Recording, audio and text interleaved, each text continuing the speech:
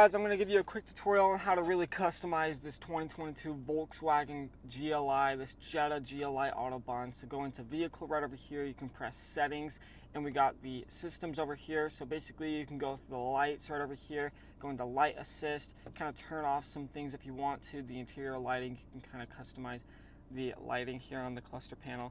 Really nice as well, so you don't really have that button right here that you just kind of like press that wheel. It's going to be right over here. Instead, going over here, you can go to parking and maneuvering. You can activate rear traffic alert. You got ambient lighting as well. What you can do in ambient lighting is you can actually just press this button and select an area, kind of just go with that over here. So kind of just changing the brightness. It's really nice, really like that. We also got the mirrors and wipers. You could change that if you want to have it automatically go during the rain and so on and so forth. We got opening and closing unit service, really good. You just got lots of customization here in this vehicle to however you want to drive it.